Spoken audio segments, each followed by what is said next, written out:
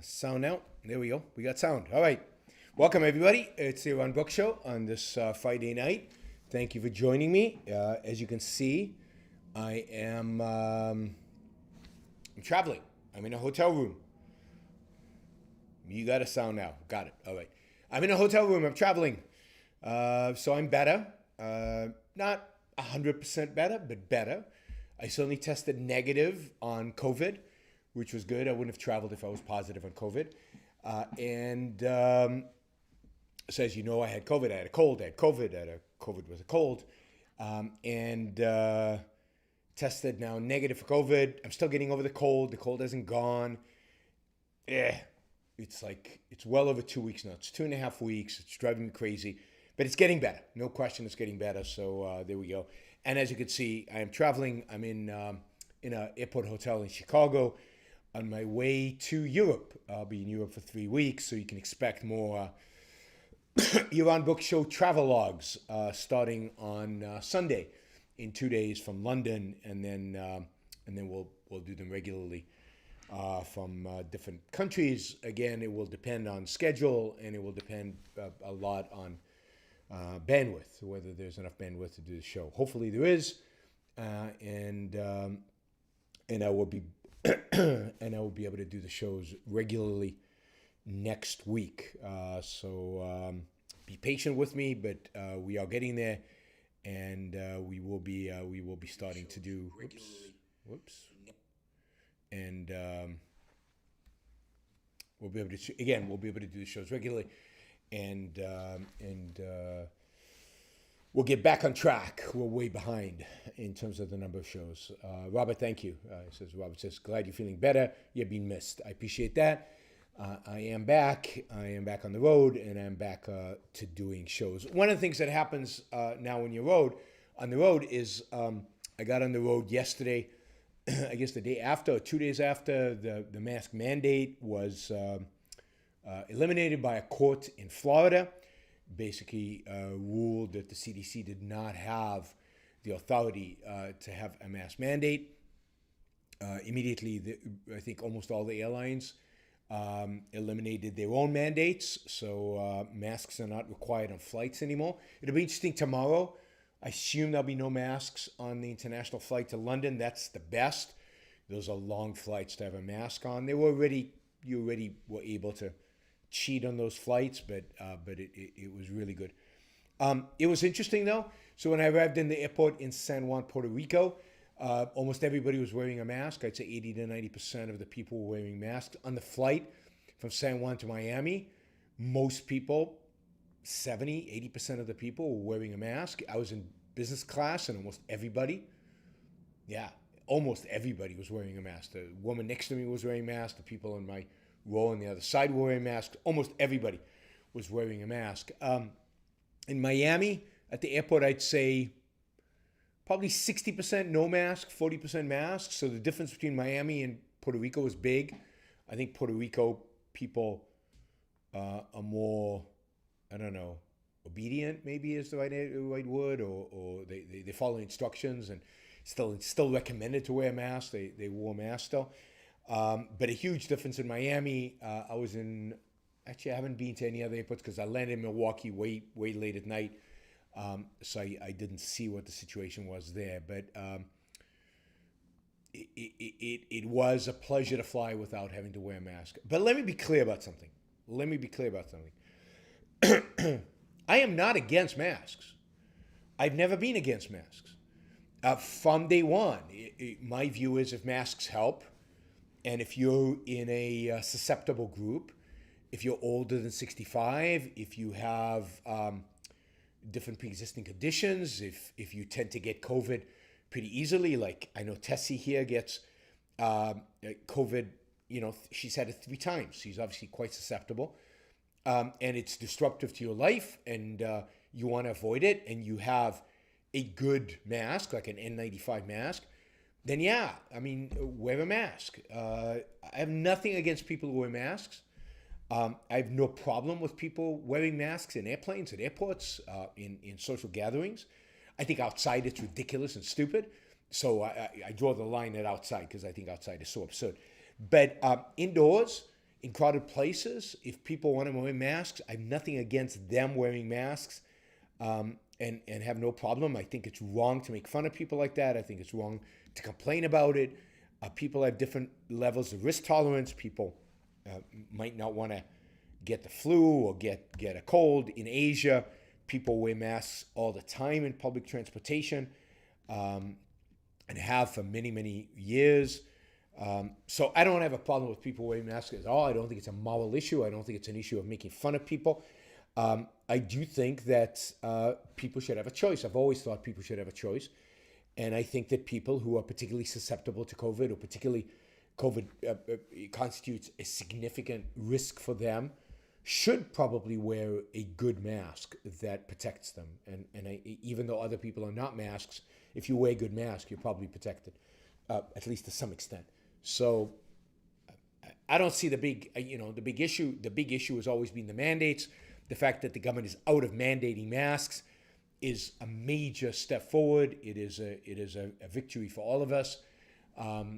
You notice that the Justice Department is now appealing this case, not because I think they believe that masks are that important, not because they're worried about a spike in COVID cases. I think they're appealing it because they're afraid of the precedent that a court has basically said the CDC does not have authority to have such a mandate. They're afraid of the elimination of government power. A lot of what we're going to talk about today is about government power. It's about what should be the role of government. And when government exceeds its power, it destroys. It destroys human life. It destroys freedom. And it destroys the economy. It is destructive. And it doesn't matter if it's Republicans. It doesn't matter if it's Democrats. So the problem with mandates, mask mandates, vaccine mandates, other mandates, is that they are government excess power. It goes beyond the role of government to protect our individual rights. It is a power grab and a government interference in our lives that is unwarranted and unjustified, and is a perversion and a distortion. So I'm happy that the mandate is gone, and happy to see this return to a question of individual preferences and people making choices for themselves. All right, let's see. Super Chat, just to remind everybody, Super Chat is a way for you to support the show. It's a way for you to support what I do, my travels, the shows that I do, the shows I do while I travel, the talks that I give. So I appreciate all the support I get through the Super Chat. Super Chat is also a way for you to ask me questions and participate in the show and interact with me on the show. So feel free to use the Super Chat. We are, in terms of Super Chat dollars supporting the Iran Book Show, we are way, way, way behind for April. April might be the lowest month we've had since probably before the pandemic. Certainly since the summer of 2020. So anything you can do is greatly appreciated. We have a goal of $600 a show. Hopefully we can exceed those goals. Thank you, Harper. Hopefully we can exceed those shows, that goal, in order to make up for lost revenue, given that I've been sick and haven't been able to do as many shows. Also, don't forget to like the show before you leave. If you like it, of course. Don't like it if you don't like it. It helps with the algorithms. It helps populate the show in people's YouTube feed. And lastly, if you want to support the show on a more sustainable basis, if you want to support the show long term, if you want to support the show, everything that I do, not just the show itself, the best way to do so is through a monthly contribution on YourOwnBookShow.com/support. Patreon, Subscribestar, all ways in which you can create a regular monthly contribution.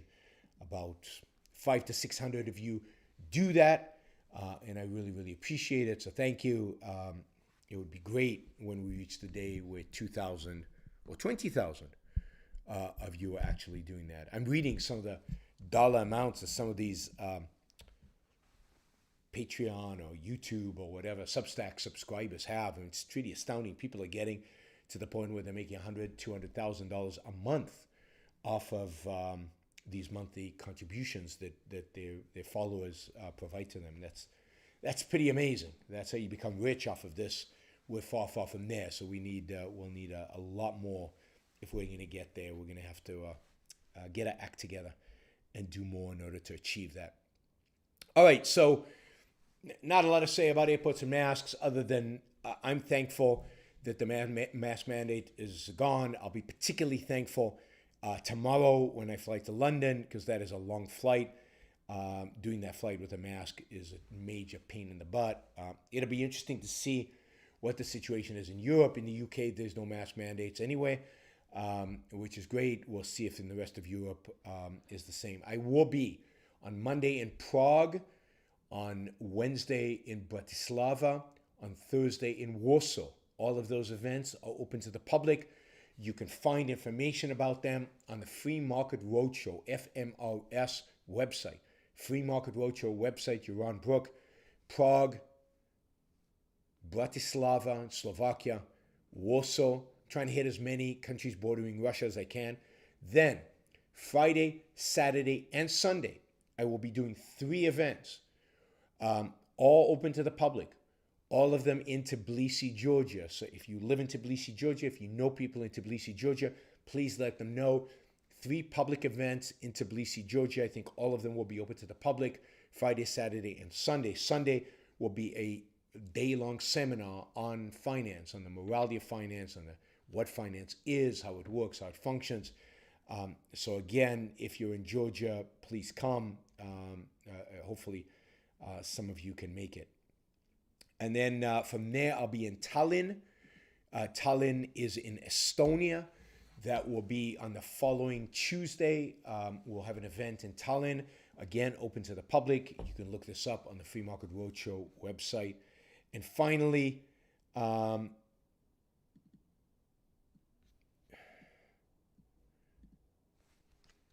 will be in London again. Following that, I'll be doing events at the Institute of Economic Affairs, at a high school, and then at Oxford University that Wednesday and Thursday in London. So busy couple of weeks, and then I'll be a weekend vacation with my wife in Spain, in Barcelona. So that's the plan for the next few weeks. Thank you for those of you who are pitching in right now with Super Chats. I appreciate it. I don't know what happened to our regular Super Chat monitors who keep track of the amount of money. I guess my crazy routine and the fact that I didn't have a routine for so long threw them off, and they've all disappeared.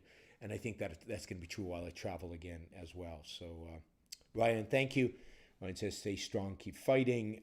Chili, something like that. Chili, thank you. And free trade, all of you. Thank you for the Super Chat support. You can just use the Super Chat support without asking a question. They did. All right, we got a bunch of questions. We'll get to them in a little while. I want to talk a little bit about the economy. We saw the markets take a big hit today. Generally, markets are down quite a bit this month and quite a bit this year. I want to talk a little bit about that, about the effects of inflation, about the war, about the budget deficits and everything else on what is going on from an economic perspective, and what we can expect in terms of primarily inflation, because I think that's the most interesting of all of these. There is a new, what do you call it, Substack, that I am really finding really fascinating. It's an economist. I think he's an economist. Is he an economist? I think he's an economist. Brian Kaplan, who's a free market economist. He's actually, anyway, I think he's an economist. Anyway, Brian Kaplan has written a lot of excellent books. He is one of my favorite economists out there.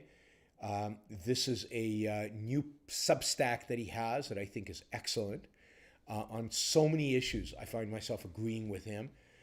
He is warning he is, when push comes to shove, he is an anarchist. So that is a real problem.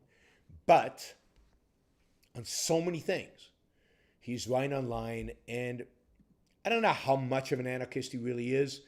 One would have to push and shove to see, but he doesn't have the nihilism, the total subjectivism, and what I find irrationality that most anarchists seem to have. So again, I'm a fan. I've subscribed to Substack. I encourage you to. It's Brian Kaplan. The Substack is called Bet on It. Brian, Bryan, Kaplan with a C, Caplan. Anyway, Brian earlier this week had a really good Substack on the economy. He called it The Economy is Very Strange These Days. And I think there's a lot to what he says. I mean, I don't think it's that unexpectedly strange. I don't think it's that weird when you take into account everything that has been going on over the last few decades. But if you just look at the stats, it looks weird. It looks strange. And let's start with the fact. So we're going to go over his write-up here, and I will comment on some of these observations that he makes. Again, I encourage you to subscribe to the Substack. Let's start with the fact that we're seeing the highest inflation that any of us have seen since the early 1980s, late 1970s. Many of us were very young back then. Of course, I lived in Israel in the early 1980s, where inflation was over 1,000%, so it was quite impressive. And we survived that. But in America, we have not seen inflation this high since the early 1980s. Inflation now is at around 8.5%, and inflation here, I mean, here I mean CPI, price inflation. One of Freeman said Peter Schiff was right. Yeah, Peter Schiff at some point was going to be right. Peter Schiff has been calling for inflation for the last 25 years, and he's right, finally. At some point, we were going to have inflation. That's not a big surprise. It's can you identify when we're going to have inflation? That's how you make money off of it. And that I don't think anybody has been particularly good at. So inflation's at 8.5, which is a particularly high rate, arguably for many people, because CPI is the consumer price index. Really depends on the basket of goods that you purchase. The way they measure inflation is they choose a basket of goods, like things that Americans buy, and then they track the price increases of those things that typical Americans buy. Some baskets of goods have higher inflation, have gone up in price more than other baskets of goods. This is part of the problem with using any kind of price inflation number. There are lots of them. You'll find that the Fed releases a number of different inflation numbers. There's core inflation. There's inflation. There's a variety of other, there's producer price inflation. There's a variety of different measures of inflation. There's inflation the way they used to measure it, which would suggest much higher inflation today than the way we measure it today. But the fact is that inflation is high by any measure that you look at it. It's at 8.5. And if you remember just a few months ago, people were talking about transitory. The Biden administration, many economists were saying, no, this is all a result of supply chains. No, this is inflation. This is prices going up. It's sustained. I've said this for a long time now. John Cochrane has been at the forefront of this. John Cochrane, another economist I like a lot, has been at the forefront of this. This is inflation in that prices are up and they're staying up. And it's not just because of supply chain issues. It's not inflation caused by, quote, shortages. Shortages result in prices going up. Indeed, as Brian Kaplan will explains in this piece, based on the shortages, prices should be going up even more. The fact that I walked into CVS in New York City when was it? A week ago, a week and a half ago. And the shelves were literally empty. Empty. That means that the prices of those goods were not high enough. That is, the fact that you're seeing empty shelves suggests that companies are not raising prices fast enough. That happened during COVID. That's happening right now. Prices should be going up faster in those places where you get shortages. The war on energy doesn't cause inflation. That's the other thing. Oil prices going up doesn't cause inflation. Because if the money supply is fixed and one product's price goes up, then demand for that product goes down. And at the same time, people shift to substitutes which are cheaper. So the mix of things that people buy changes. The basket changes.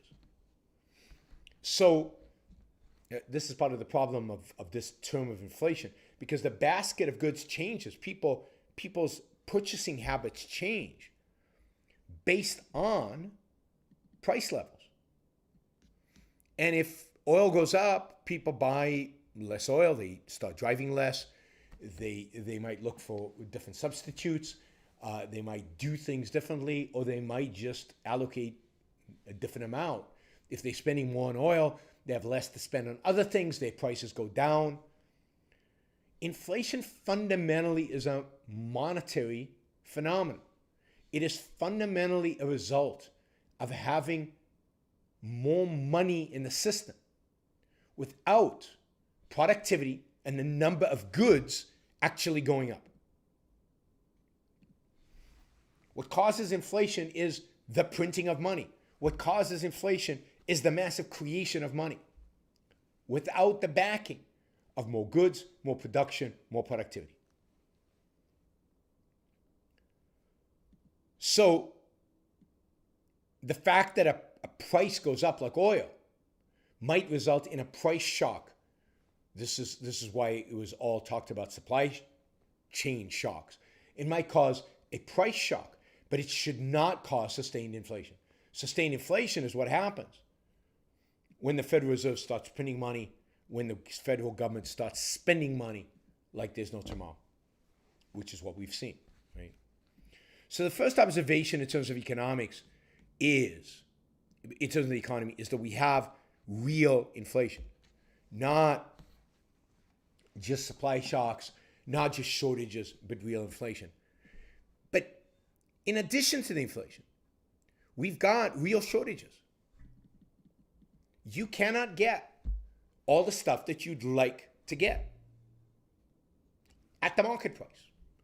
Now, this is caused partially because market prices are not adjusting upwards, because I think there's a fear, because of Elizabeth Warren, because of the culture, because of the way we think about prices, the way we think about profits, there's a fear to raise prices. As you might know, Elizabeth Warren is blaming the inflation on corporate greed. Because before there was 8.5% inflation, there was no corporate greed. And then suddenly over the last few months, there's been a lot of corporate greed. So corporations have bumped up prices. And that's why we have inflation. I mean, it's so bizarre. It's so silly and nonsensical. It's almost not worth commenting on. But Elizabeth Warren keeps repeating it. And then in addition, Elizabeth Warren repeating it. Whoops, what did I do? Did I just erase a bunch of...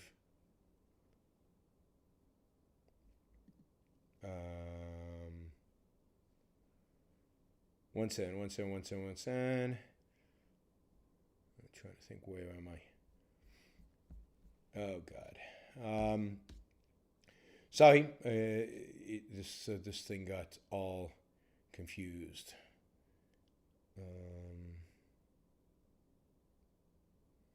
All right, let's see if this will work. I'm not sure. Hopefully, I didn't lose anybody's questions. We'll see later on. If I miss somebody's questions, please let me know. But hopefully, I didn't miss anybody's questions. All right, where were we? Let me just get back to where we were. Okay, so we got shortages. We've got inflation. Some things are just unavailable. You cannot find windows in Puerto Rico. garage doors or heating oil drums in some places. Brian suggests there's just things you can't get. Unemployment, at the same time, is very close to its 50-year low. Even though we had the largest unemployment spike in 2020 in all of recorded history, the sharpest drop in employment. And yet unemployment, as measured by the government, is at a 50-year low right now. At the same time, this is all the different things going on. At the same time, labor force participation is still way below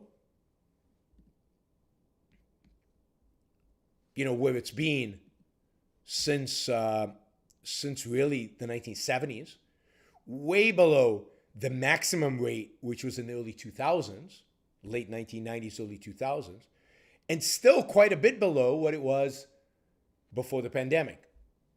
So labor force participation has been declining, suddenly declined dramatically after the 2008-2009 recession. It declined through the Obama presidency, kind of stabilized under Trump. Didn't really rise a lot, but stabilized. Took a huge beating during COVID and has not recovered since then. Labor force participation is the number of adults actually working, whereas unemployment is measured as based on the number of people looking for work. So if you're not working, but not looking for work, you don't count as unemployed, which is kind of bizarre. So labor force participation is still not recovered. Prime age labor force participation, right, is nearly fully recovered. Prime age meaning 40s, 50s. Right? Young people are not participating in the workforce. Their labor force participation is really low. Old people over 65 are not participating in the workforce. Their labor participation rate is really low.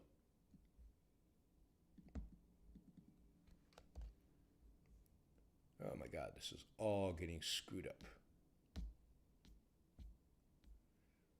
Sorry, my software here is all over the place. All right. So what you get is older people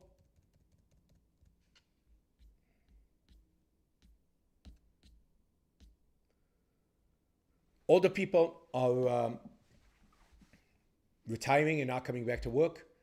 Younger people are in their parents' basement. The only people really who have come back fully to work are adults over 30, over 35. Yep. Over this period, the amount of money in the economy, the amount of money that the Federal Reserve produces and pumps out there into the economy has grown dramatically. Not surprising, inflation is up. During COVID, the amount of money in the economy the money supply, M0, has just gone through the roof, right?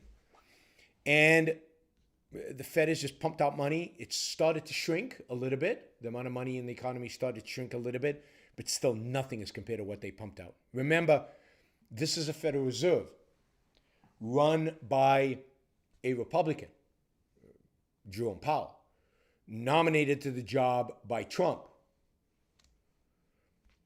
Number of Republicans on the Federal Reserve Board voting for this.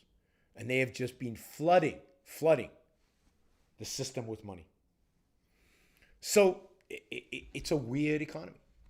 On the one hand, it looks like the economy is growing and plenty of jobs, more jobs than there are people.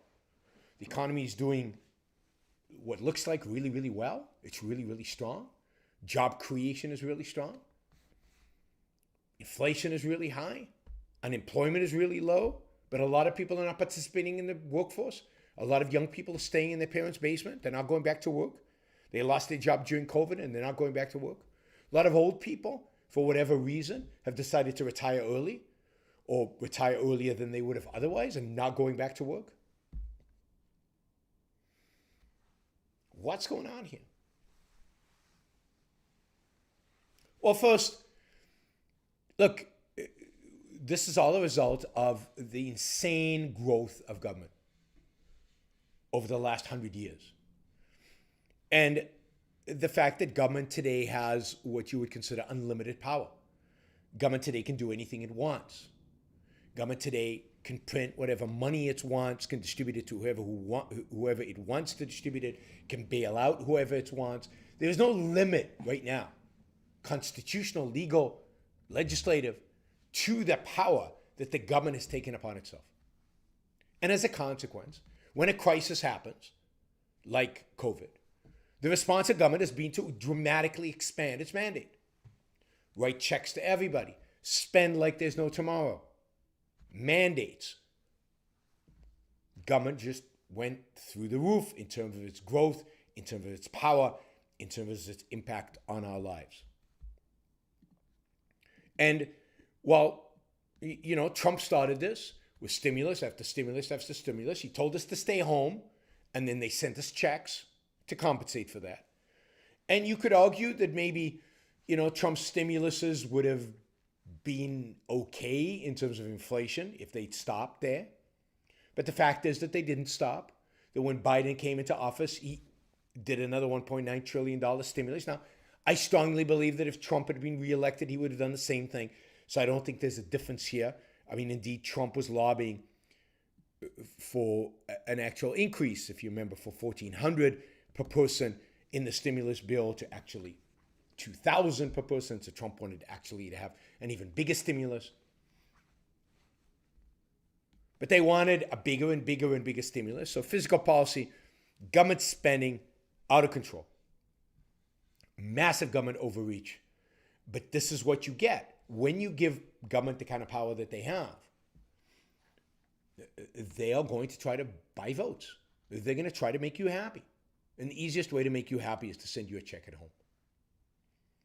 Now, what's interesting is that the American government does this on a grander, bigger scale than anybody else. So while everybody stimulated the economy, everybody had massive physical stimulus during COVID, the U.S. did more of it than anybody else. If you look at inflation, one of the ways to see that inflation is not just a supply chain is to look at inflation across the world. If inflation was just a supply chain issue, was just shortages, then you would expect inflation to be high everywhere, because everywhere in the world is experiencing shortages. For example, Japan is an island. It is an island that it depends on importing many of its goods. Certainly, somebody mentioned oil, the oil shock. Oil prices have gone through the roof. Energy prices have gone through the roof. It's all energy policy. Well, Japan imports all its energy. You'd expect Japanese inflation to be through the roof right now. And yet Japan is experiencing almost no inflation. Exactly for the reason I told you before. Energy prices might be up, but other prices are down. So overall, inflation in Japan is about 1%. In the United States, it's 8.5%.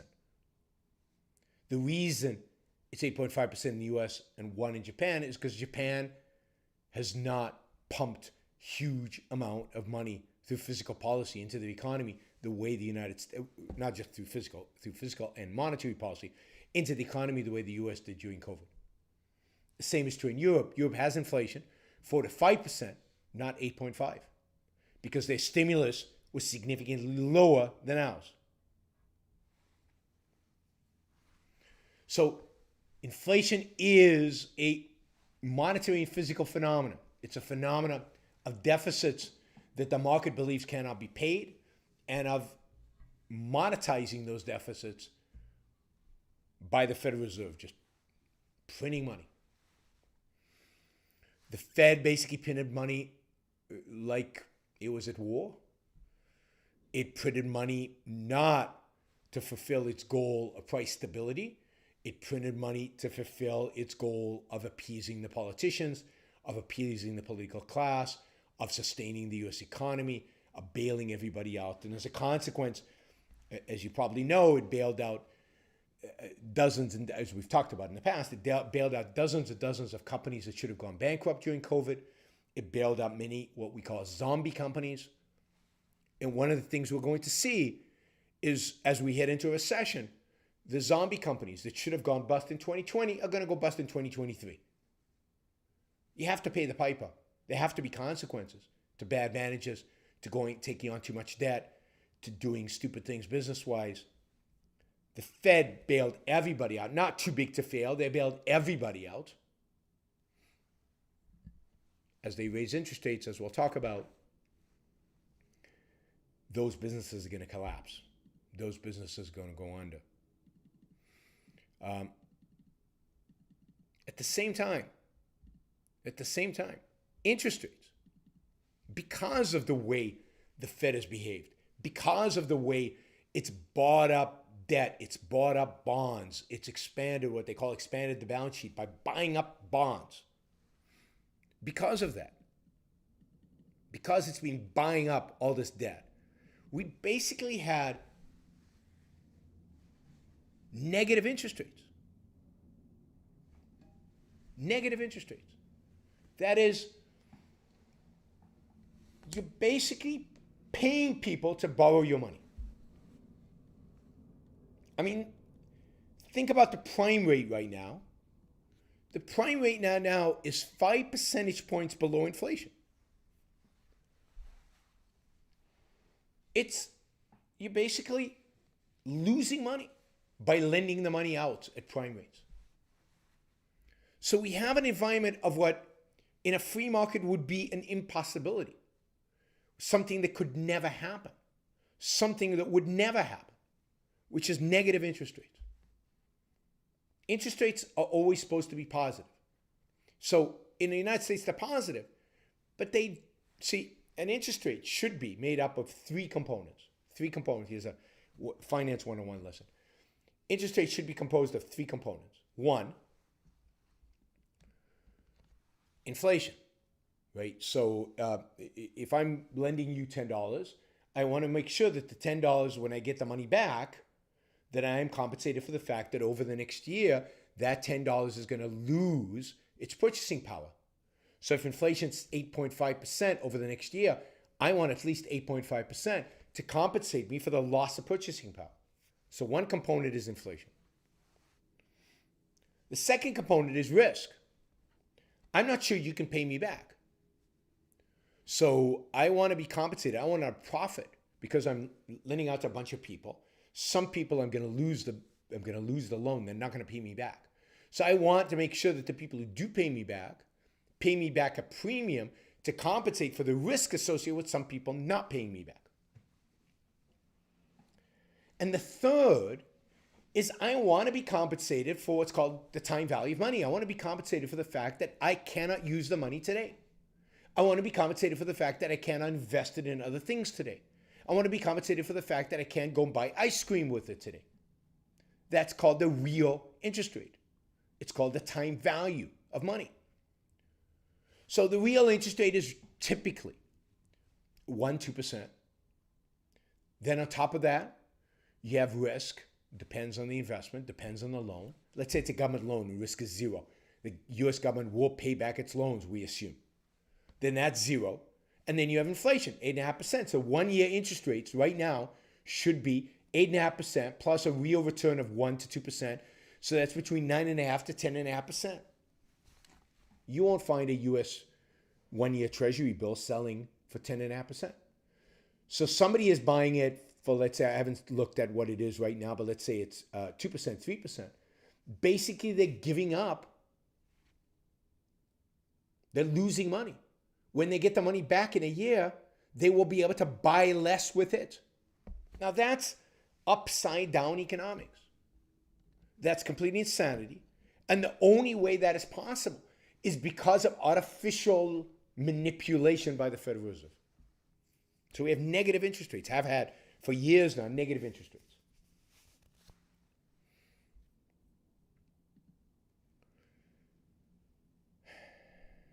So we have prices not adjusting. We have wages. This is the other problem. We've heard over the last few years that wages are rising. But wages are not rising enough to compensate for 8.5% inflation. So real wages, In terms of the purchasing power of the dollar, real wages over the last year have declined significantly, dramatically. So people are getting poorer. Even working people are getting poorer. And young people are not going to work. I don't know. Parents must be willing to subsidize their kids because of COVID. Young people idle. Not all young people, obviously, but enough young people idle. Now, the response to this inflation is going to be a Federal Reserve that increases interest rates and starts selling all those loans that they've been buying. By selling those loans, they're going to drive up interest rates. People are going to buy them, but they're going to want to pay less and less money for them. The less they pay for them, the higher their interest rate. And the Fed is also driving up interest rates just by raising the bank lending rates. And what you're going to see is rising rates across the entire rate spectrum, from short-term rates to long-term rates. As interest rates rise, let's say you have a variable rate mortgage.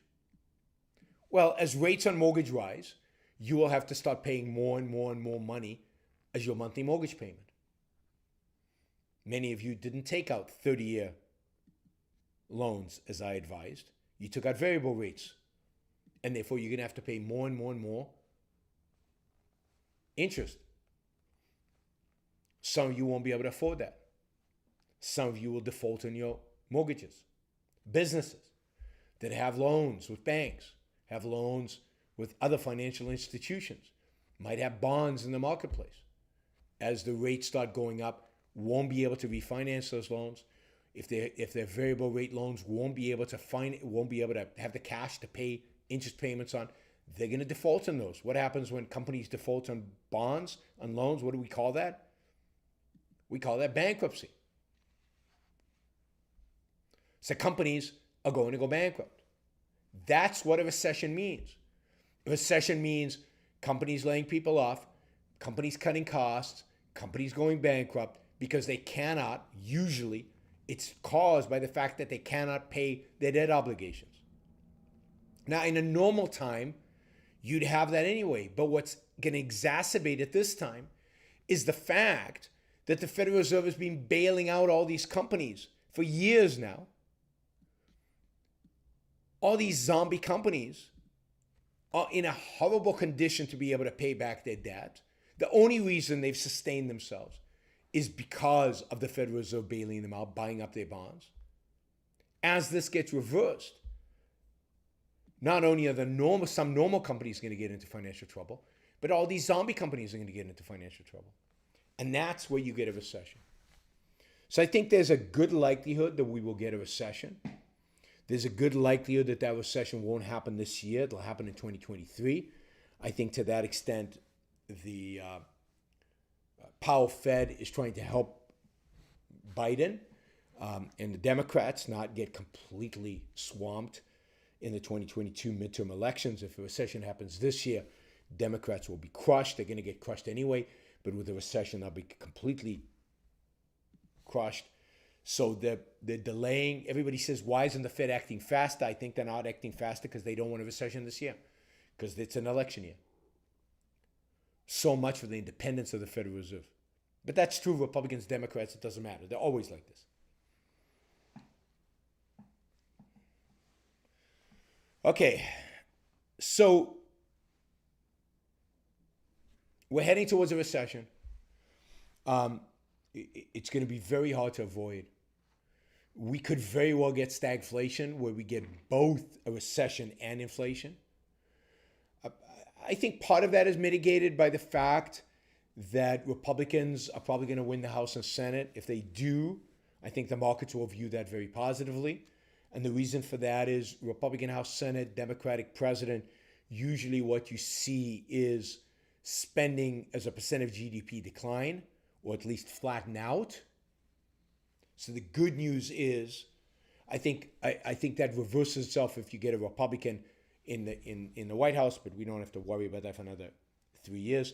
But at least for this year, Divided government is good. Divided government means lower spending. That the markets will view as a good thing. I think that will suppress inflation expectations. And I think the Fed raising interest rates will work. It will work to force the market into recession, but it'll also work to crush inflation, bring it back down. So I expect we're heading towards a period of inflation, recession, back to low inflation again. All bets are off if Republicans have the House, the Senate, and the presidency and start spending like there's no tomorrow again. All right, that is, some brief thoughts on the economy, on markets, on inflation. Wow, Troy, thank you. Woo. Troy just came in with $500 Australian. Haven't seen you in a while. Really, really appreciate this. Thank you. Really, really appreciate the support. So I think we're in for a rough ride. I think those of you who have jobs, hold on to those jobs. I think those of you who are in shaky companies, you should look for alternatives. I think those of you who are investors, look for a lot of volatility. You're seeing it now. You're seeing it with stocks going down as much as they did today. But you're going to see more of that. You're going to see very volatile markets because it's hard to tell who's going to go bust. It's hard to tell who's going to suffer. It's hard to tell when a recession is going to happen, which of the industries that's going to get hurt, which of the industries that are going to do okay. All of that is massive uncertainty. Uncertainty creates massive volatility. What about Bitcoin, I hear? I don't know. What about Bitcoin? Bitcoin is being down a lot since this inflation is up. So obviously Bitcoin is no hedge against inflation. Bitcoin is down, way down off of its highs of last year. Bitcoin has been flat around 40, bouncing around from 33 to 43, 43,000 and 33,000 and bouncing. I don't know if it goes up. I don't know if it goes down. I don't understand Bitcoin, and therefore I'm out of it. Gold, I think, is priced inflation already at 1,900. If inflation goes much higher, then yeah, you'll see gold go up, but I don't see a huge spike in gold prices. I think gold is around where the market believes it should be, given the inflation is visible, given we know what inflation is, it's priced in the market. Housing is problematic because on the one hand, you have a housing shortage. There are way too few homes in America. On the other hand, as interest rates go up, mortgages become unaffordable. People start defaulting on their mortgages. More houses go on the market because people can't afford it. I think now is a great time to own rental units. People are going to be moving from buying to renting because buying is going to be just unaffordable because of mortgage rates. So I don't expect housing prices to go up. I expect them to come down or stabilize or come down a little bit. I expect people to emphasize renting rather than buying. Once the recession is over and interest rates come down a lot, then you might see another spike in housing because long-term, housing is still a limited supply in the United States. There's still a shortage of housing in the U.S. So long-term, you're still going to expect housing prices to go up. But in the short run, I don't necessarily see it because of mortgage rates. I mean, if mortgage rates are high, people can't afford the houses. So rental properties, if you got rental properties and you bought them at a low mortgage rate, you're set because rents will go up, your mortgage rate is flat. That's who will make money in this environment. And right now, buying rentals is problematic because mortgage rates are high, but they're not as high as they're going to be. So maybe now's the time if you can pull it off.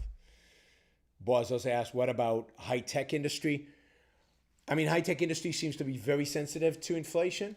The market seems to suggest that they don't think high-tech will do well in an inflationary environment. Tech companies are being pummeled.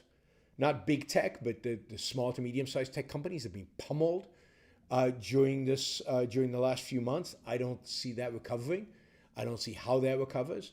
A lot of the valuation of tech companies from 6 months ago was under the assumption that the consumer would have money to spend on them, that they were going to grow at unbelievable growth rates forever.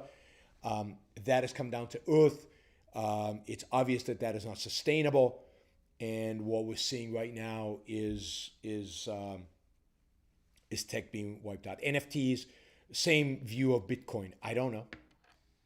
Recession is not good for NFTs. NFTs are a luxury item.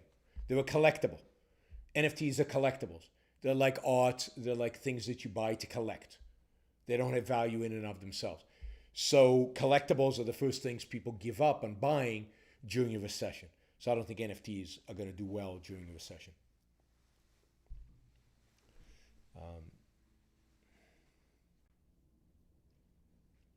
All right, let's do Disney quickly. I don't think it's that complicated, and I'm not going to get too much into it. But let's do Disney quickly, at least my take on Disney. So you all know about this bill that Florida passed, the Don't Say Gay bill, as it's called. I'm not going to get into that bill.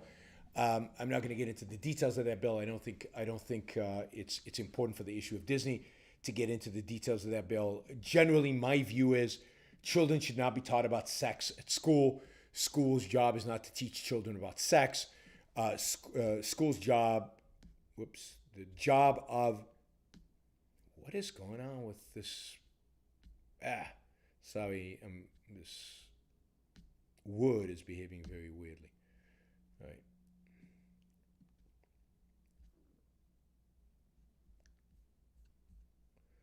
All right, let's see if we can get this right. No, what is going on?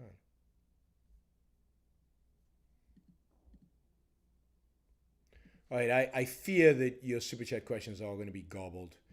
So I will try to get to all of them, but I have a feeling that some of them are just going to be gobbled. Yep, I don't know. There's a bug somewhere here in the system that is causing...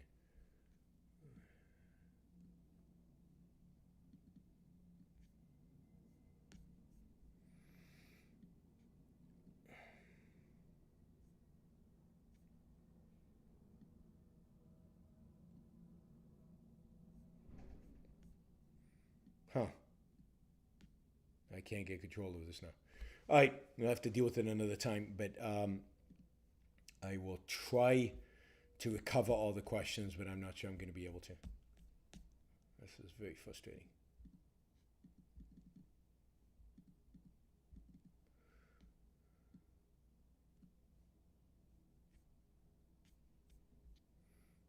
No, it's not doing it.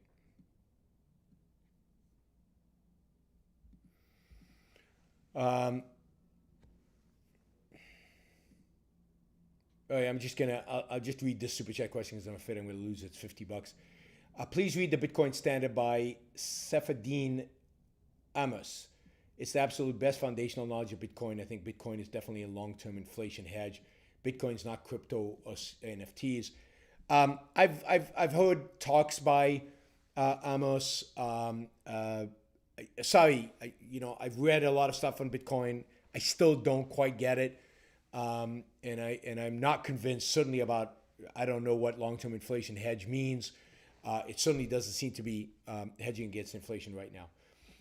So just so you know, there is a possibility that I will not be able to answer all the questions that you've asked today that are lost because of what looks like a glitch in, I'm going to open up a new file, new document, and at least put the new questions in that folder.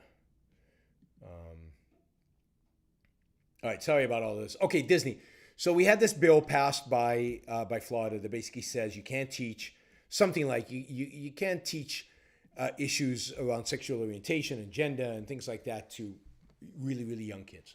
And I'm not going to get into the details of the law because I don't know them. I haven't studied it. I haven't looked at it carefully. and I don't want to talk out of turn, but it basically relates to the teaching of sex to young children. I don't think young children should be taught in school anything about sex. I think sex education is not part of school. I think sex education should be left to parents. I think sex education should be left to parents to decide. This is a problem of our public schools, the existence of government schools or public schools and unified curriculum, because I don't think the state, the government, should be invested one way or another in sex education. I don't think there is such a thing as age appropriate. Who gets to decide what's age appropriate? Age appropriate for whom? For what kid? For what kind of experience? For what kind of life they've had? Who gets to decide what's age appropriate? So I am skeptical of the whole issue of trying to bring sex education of any kind of format, creating age appropriate standards and teaching it. So I'm against all of it. So, I don't know the details of this bill, so I don't know if I'm for it or against it. But generally, I'm against teaching sex to kids in school. Not the job of schools. So Florida has banned the teaching of certain sex education classes in schools. I don't know that there should be a hygiene class in school. Frank says sex is taught in hygiene class. I don't know if there should be a hygiene class in school. None of that is the job of the schools. All of that is the job of parents. So Florida passed a bill that says none of this gender, sexual orientation stuff for really young kids should be introduced in the classroom. Okay. Government shouldn't be in schooling. If it is, these are disastrous issues to deal with in private school education. Every school can have its own policies. Parents can choose which school to send their kids to. They can make the choices about sex education and who should provide it. With government schools, government should not be involved. So Florida decided that they're not going to teach it. Fine. Again, not having reviewed the bill in detail, I don't have a strong opinion one way or the other. Disney, I think it's the largest employer in the state of Florida. Disney came out with a statement saying they disapprove of the state doing this. That they think it's a mistake for the state to do this. That they think it's important to keep this, whatever the education was, whatever the standards were. Again, Disney's probably wrong on this. Disney's probably mistaken. So what? Republicans for years, to their credit, one of the good things Republicans have been doing, to their credits for years and years and years, have been arguing that corporations have free speech.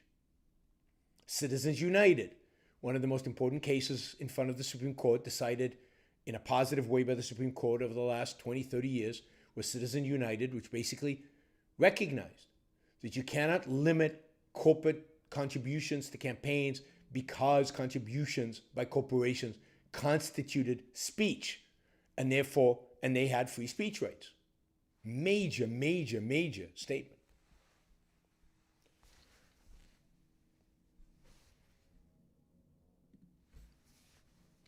It doesn't matter why Disney said what they did. It doesn't matter because the employees went crazy. It doesn't matter if the management are crazy. It doesn't matter. Disney came out with a statement. So what? Corporations, just like individuals, many Floridians disagree with the law. I think most Floridians agree with the law. Many disagree with the law. Should we penalize the people who disagree with the law? Disney came out against it.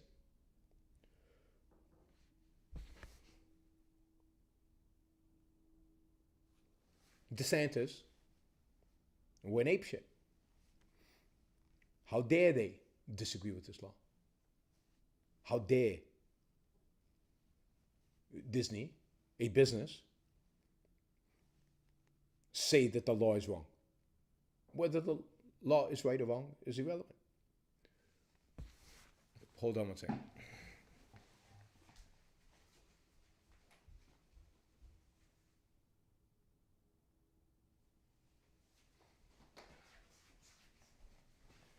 Thought somebody was knocking at the door. Maybe not. And as a consequence of Disney speaking up against the law, DeSantis and the Florida legislature has now taken away, the special provision that allowed Disney World to basically have governance over the properties. Disney World is not part of any county. It's not part of any city. It's his own city. It's his own county, run by a corporation. There, by the way, 1,800 of these different agreements with businesses around the state of Florida. Florida has taken this away from Disney. Now, many think this will cost taxpayers $1 billion because now a lot of things that Disney was doing, like infrastructure on its properties, now counties and localities will have to do. So there's a lot of complexity around the actual financial consequences of this and who is going to suffer and who is going to be good. But the fact is that Disney was penalized from the perspective of Florida for disagreeing with the governor, for disagreeing with the state legislature. They are penalized for speech. Now, this is horrific. This is awful.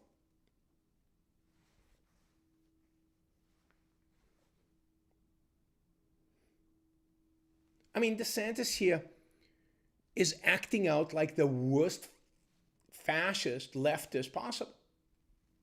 He's using government to penalize business for speech. Now he's being hailed as a hero by conservatives.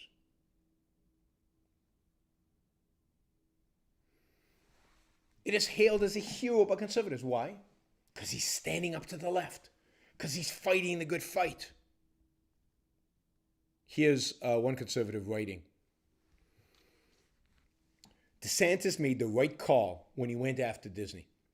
The only way these corporations are going to start to respect conservatives again, instead of taking us for granted, is if we give them a reason to do it. That is, what's important here is that corporations respect conservatives. What's important here is they appreciate that we have power. What's important here is that business grovel before the state. How are conservatives here better than Democrats? How is the right here better than the left? This is no different than all the efforts by left and right to break up big tech, to bring big business to heal before whom? Before the state, before politicians, before government. This isn't freedom. This is fascism. It's exactly this is why I'm not a DeSantis fan. Yeah, he fights the left by using the left's means, by using the left's methodology. He fights the left by becoming the left. He fights collectivism by becoming a collectivist. So I'm not a DeSantis fan. I wasn't before this. Now I'm much less of a DeSantis fan. There's no respect for free speech. No respect for free speech. You think it's just the woke left that's a problem? Here's the woke right. You don't act like we expect you to act? We'll cancel you. You think only the left can cancel? No. We and the right can cancel as well. That's what you're getting from DeSantis. That's what you're getting from the future of the Republican Party. We are royally screwed in this country because these are the options we have. All right, let me see. We have a lot of Super Chat questions. Let me just get some of these. I did that one already. Let me just see. Troy, again, thank you. Really appreciate the support. All the way from Australia. Thanks. I really... Okay, that's that. All right. Let me see if I can find the relevant questions. God,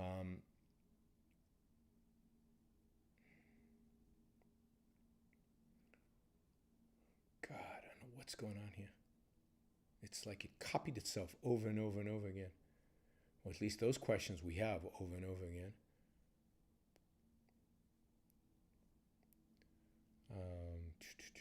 I know we had a few $50 ones.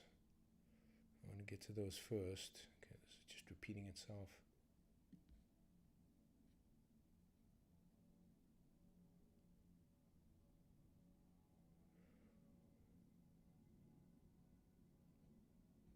Wow.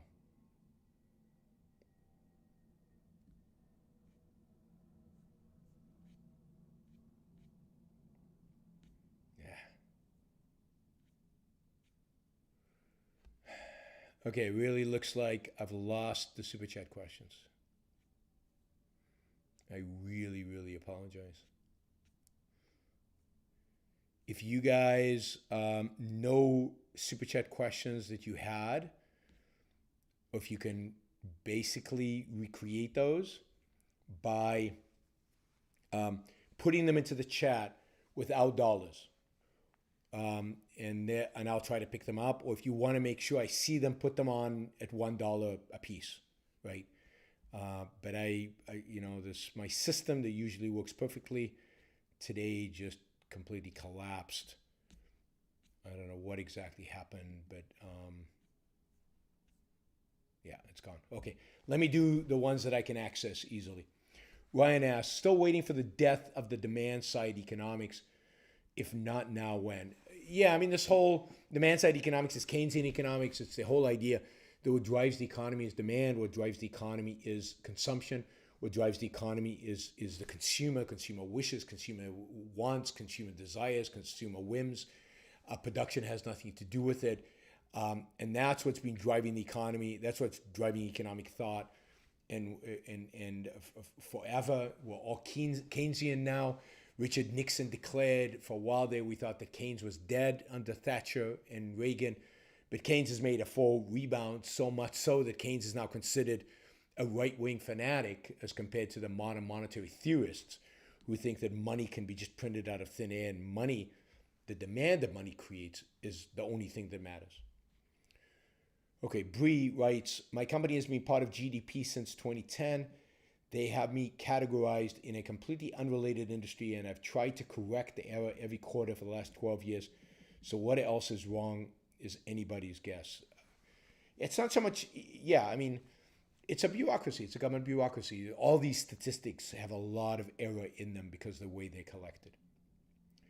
All right, I think these questions by Boaz I actually answered. Joe's question I answered. Okay, we've got a few other ones here that I know were asked. Let's see. Michael asked, a lot of pushback I get when I present objectivist ideas is it makes sense, but has no academic credibility and no established people take it seriously, so there must be something overtly simplistic about the philosophy.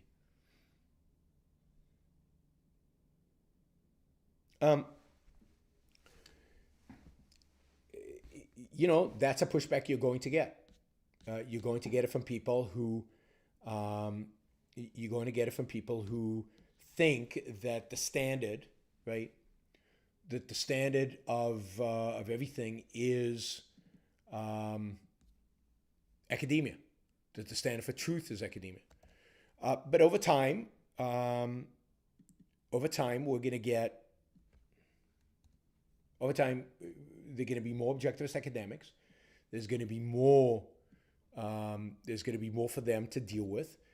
They're going to be confronted. Robert just emailed me all the questions. Right. And that's going to be an objection that's going to be impossible to make because objectivism is making real inroads into academia. But look, if prestige in academia is your standard rather than truth being your standard, then that is a real issue. Now let's see. Robert says he emailed me all the questions. So let's find the email, and then we can go over that.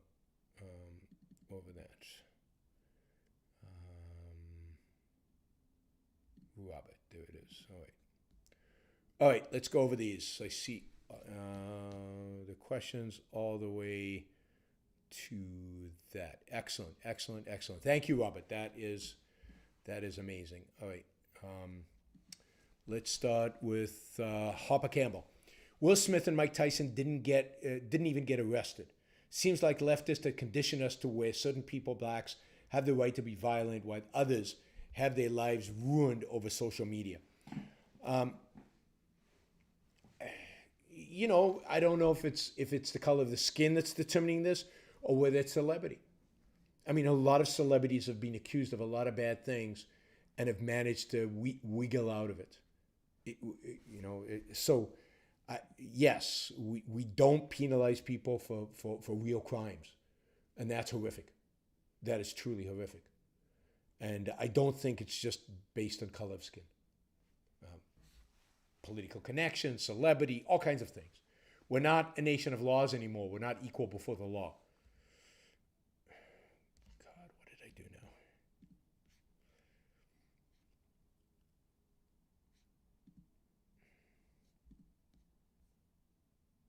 now? All right, this is not my day. Officially declared as not my day.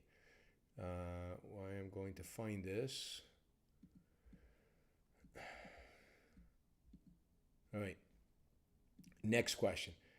Let's see, another $20 question. Theme Master, with free speech, would it be possible for anyone to get out with the intention of getting someone arrested and keep harassing them until they snap, like the incident with Mike Tyson recently?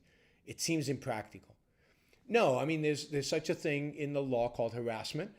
It is a crime to harass somebody. It's a crime to infringe on their space, to constantly berate them, So free speech, harassment is not speech. Harassment is action. So free speech does not apply to that kind of harassment. Now, I don't know, again, the details of the Mike Tyson case, but if you're constantly berating somebody, harassing somebody in somebody's face, you're not giving them any peace of mind, you are violating their rights. Now, it doesn't give them the right to snap at you, but you are violating your rights. You should be stopped from doing it. Let's see. I'm sure there were other ones. Michael asks, does having self-esteem mean you shouldn't be afraid to be alone in the world? But aren't we social creatures? Doesn't happiness require connection with others? Even if those others aren't the greatest people, it's better than nothing. So, yeah, I mean, we get great value from other people. But the fact that we gain great value from other people, doesn't mean that other people are necessary for our lives. I'm not afraid to be alone in the world. I don't want to be alone in the world. But that doesn't mean that the alternative is you either want to be alone in the world or you're afraid to be alone in the world. I don't want to be alone in the world. And I'm not afraid to be alone in the world. I want people around me, but if I can't find good people to be around me, then I won't be around me. I'll do my own shtick.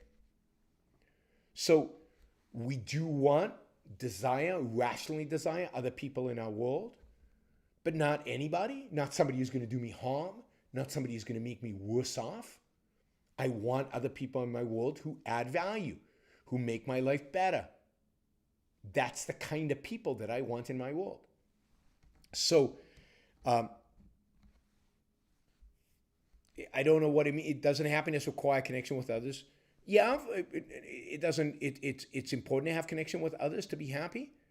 But even if those others aren't the greatest people, what does that mean? What isn't the greatest people? How not great are they? How bad are they? Are they bad? Are they just not great? It all depends. And the better they are, the more you can achieve with them and the more happy you can become. So is it better than nothing? Not every, is Hitler better than nothing? No. So I'm not sure exactly what you're getting at, but it's not the case that the alternative is either to be with anybody or with nobody. You got to find good people. Let's see. Theme Master, we did that already. Okay, he says DeSantis is a mixed bag. Florida is the fierce state in the country. Yes, even before DeSantis, Florida was the fierce state in the country. Most people have moved to Florida in the past 2 years than any other state by far. True, but they'd be moving to Florida for a long time, not because of DeSantis. But he has these fascist religious inclinations as well. Yes, he does. Makes him hard to evaluate. Yes, it does. He's a mixed case. I think primarily he is going where he thinks he can win votes. I don't think DeSantis is principled. I think DeSantis has recognized that if he can rally together the populist wing of the Republican Party, the Trump wing of the Republican Party, and he can rally them around issues like,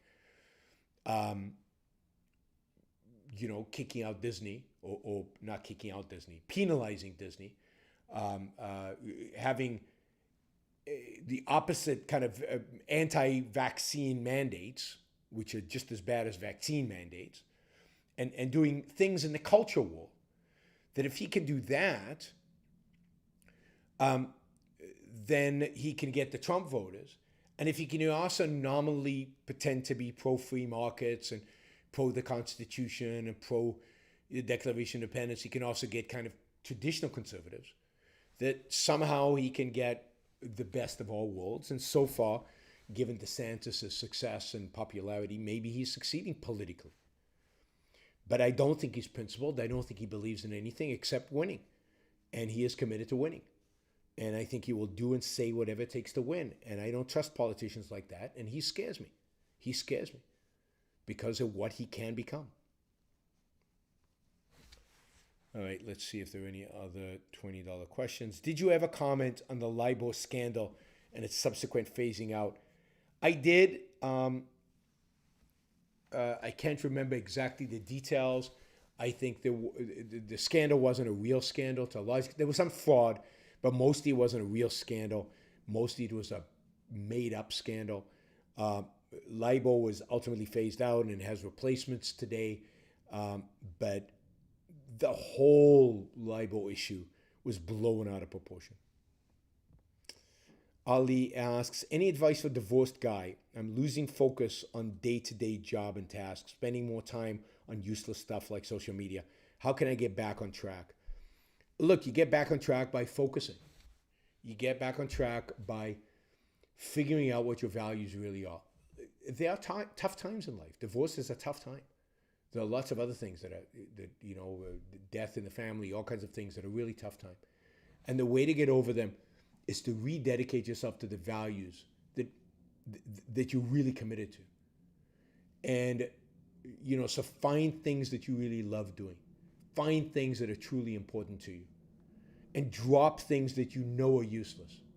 Fight yourself and get rid of the things that are truly useful. But to do that, maybe you used to have a hierarchy of values. Maybe redo your hierarchy of values. Sit down and reconceptualize your hierarchy of values. Figure out what are the things that are really important to you. What are the things that truly contribute to your happiness? What are the things that you find useless, waste of time, that you know you shouldn't be doing? Put it down in writing. Put it in front of you. And then motivate yourself around the positive, around happiness, around passion, around the things that truly motivate you, the things that truly drive you. Focus and orient yourself around those things. You got to be motivated by love, not motivated by fear, if you will, by the negative, but motivated by the positives. Okay, Free Trade says, doesn't Disney have their own police force on their properties? If so, isn't this in conflict with the government's monopoly and force required for a rights-respecting government? No, because their police force on their properties is a private security. They abide by state law. They abide by federal law. There's no separate judiciary. It's just that they enforce.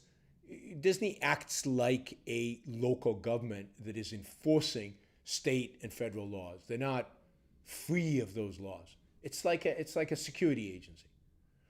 So no, I don't think that it is a rights violating fact that they have there. Just like if you hire security guards to protect your property at night, that's not violating, even though they might carry guns and they might patrol your property, that's not violating the monopoly over the use of force by the government. Flotatious asks, hello, Yaron. After watching you shut down Malice's arguments for anarchy, brought me into the fold of objectivism. Excellent. And I have since read The Fountainhead, Atlas Shrugged, We the Living, and Anthem. Thank you for saving my mind. Wow. You're the first person who I've heard from who listened to my discussion with Malice, and agreed, changed their mind as a result of it. So thank you. That's great news, and it's invigorating to hear that I've had an impact like that on somebody. So thank you again. All right. Let's see. We did those. All right. Let's go back to the non-$5 question, the non-$20 questions. Okay. Harper. Are modern-day fascists trying to destroy small businesses said there are only a few large businesses they can control or keep an eye on? I don't know if they're that sophisticated, because at the same time, modern-day fascists are afraid of large businesses. This is why both the Democrats and Republicans want to reinvigorate antitrust laws. They want to break up big businesses because they're afraid of big businesses. They pose a challenge to them. I think fascists, modern and old, hate big business and small business. They hate business generally. They want to be able to control them. And what they don't like, as you can see in the Disney example, are businesses that act independently of them. What they want is the businesses that are obedient, whether they're small or big, doesn't matter. James asks, money doesn't buy happiness, but it buys access to things that bring happiness. Absolutely. I still think 10 million is a little light for an FU number, but I admire you dreaming big. I don't think it's light. It depends on your ambitions. I know how much I need in order to buy the things that bring me happiness. I know how much I need to secure my future, to secure my health care.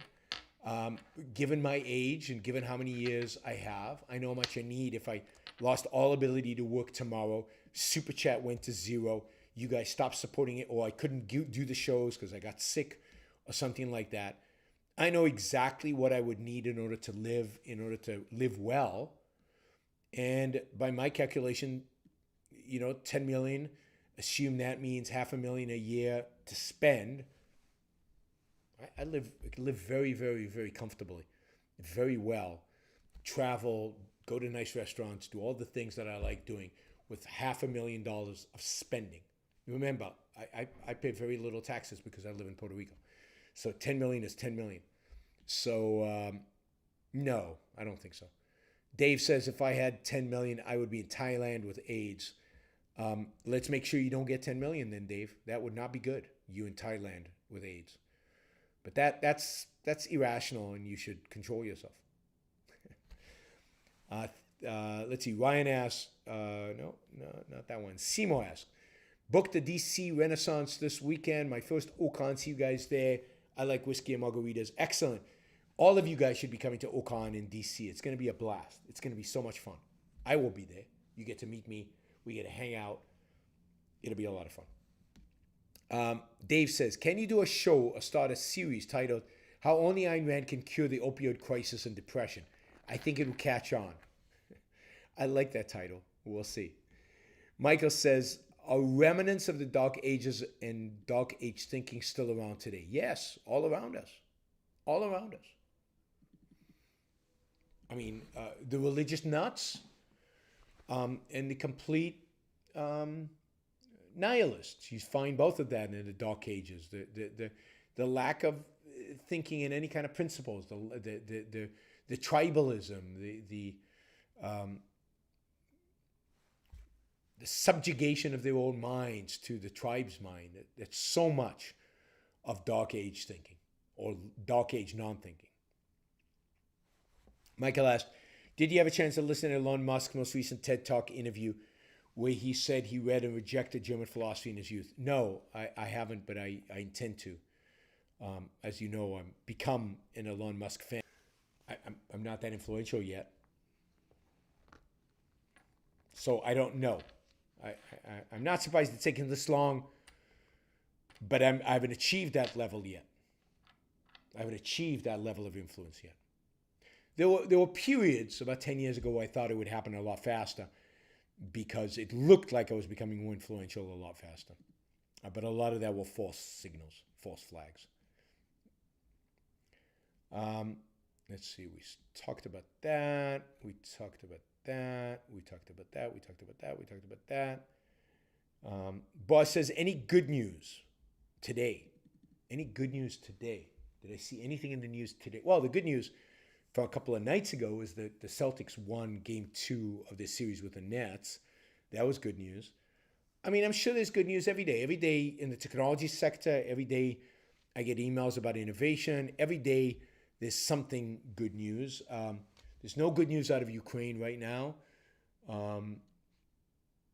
Yeah, I mean, the good news for today was I gave a great talk in Milwaukee to a lot of influencers, all on the right, all conservatives. I taught them what capitalism actually is and what it means and why they're so bad at defending it and why they failed so badly at defending it. So that was good news. And they listened and they appreciated it and they seemed to be positive about it.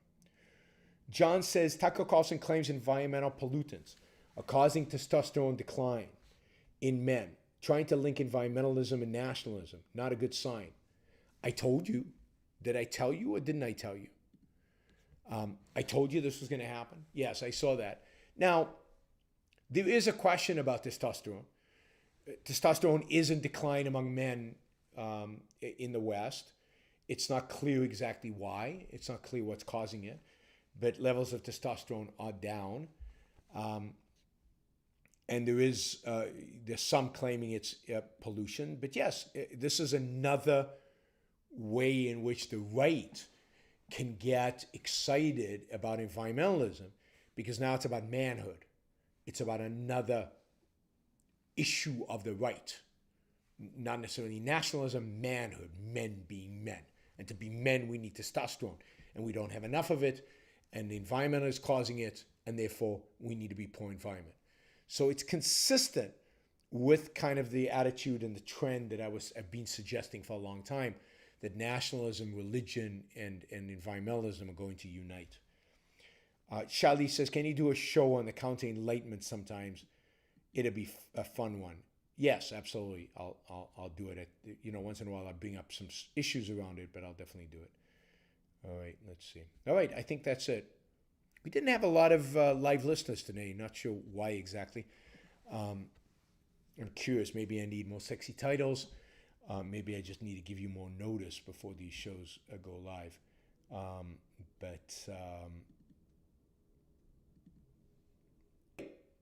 Well, thanks everybody. We raised a lot of money today, primarily because of Troy, but a lot of you participated. A lot of you participated in asking questions.